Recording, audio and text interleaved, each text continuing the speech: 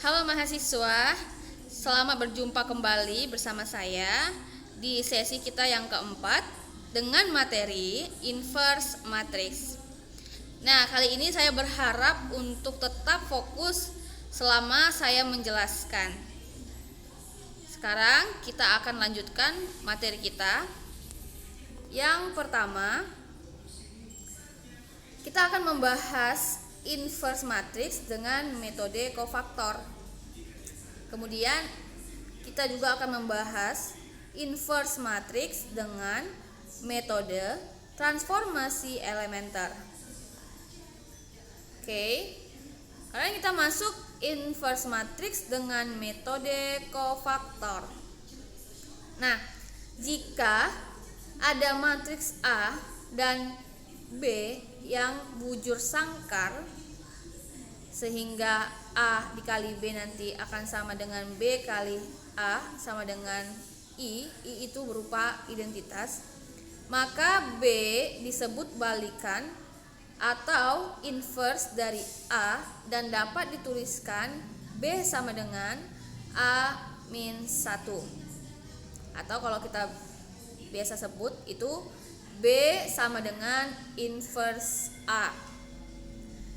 Kemudian matriks B juga mempunyai inverse yaitu A, maka dapat dituliskan A sama dengan B inverse atau inverse B. Jika tidak ditemukan matriks B, maka A dikatakan matriks tunggal atau singular. Sedangkan jika matriks B dan C adalah inverse dari A, maka B akan sama dengan C. Oke. Selanjutnya ada sebuah contoh. Jika diketahui matriks A dan matriks B yang sama-sama ordonya 2 kali 2, maka Anda bisa saksikan di layar elemennya 2 min 5 1 3 dan elemen dari matriks B 3 5 1 2, maka dikalikan dapat hasilnya, didapatlah hasilnya sebagai berikut.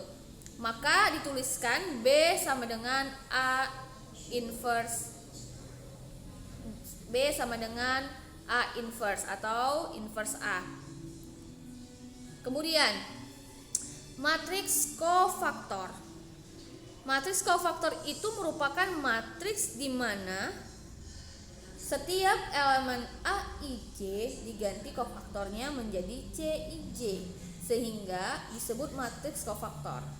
Nah, matriks adjoin adalah transpose dari suatu matriks kofaktor. Contoh,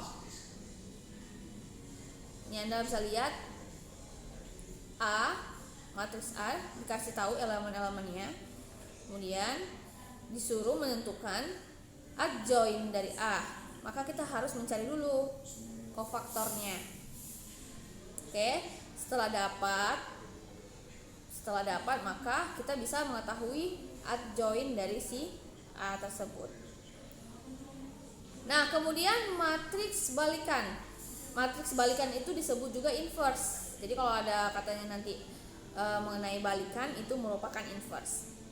Nah, mencari inverse dengan kofaktor atau matriks adjoin hanya ditemukan pada suatu matriks bujur sangkar dan non singular, di mana harus memenuhi suatu hubungan sebagai berikut. A dikali A inverse sama dengan identitas yaitu A inverse dikali A, itu akan sama ya nilainya. Di mana rumus untuk memperoleh balikan dari matriks adalah A inverse sama dengan 1 per matriks A dikali adjoin dari A. Paham ya? Kita lanjut.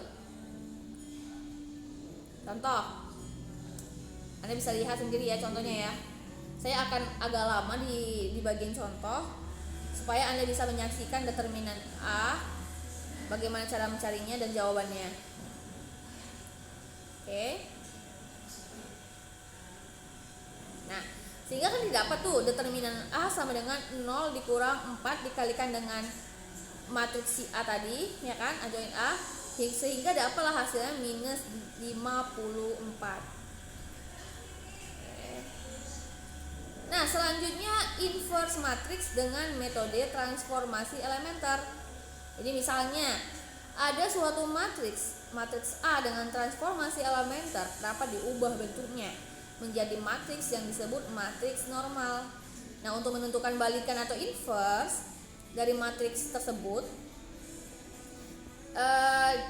dapat dibalik dengan menggunakan metode transformasi elementer atau operasi baris kolom elementer. Nah, kita harus melakukan sejumlah operasi baris elementer untuk mereduksi A menjadi matriks identitas dan melakukan operasi yang sama terhadap IN untuk memperoleh A inverse tersebut.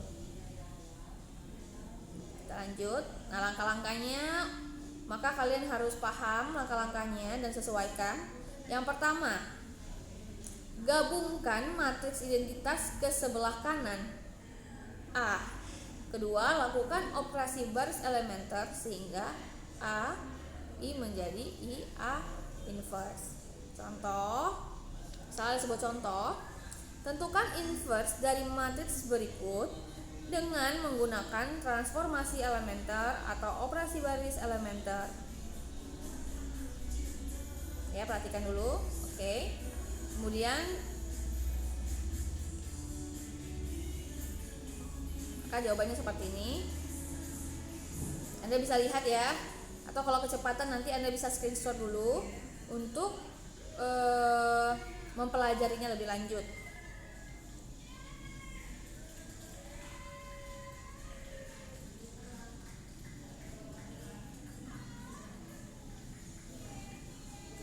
Terima kasih. Mungkin hanya itu yang bisa saya sampaikan.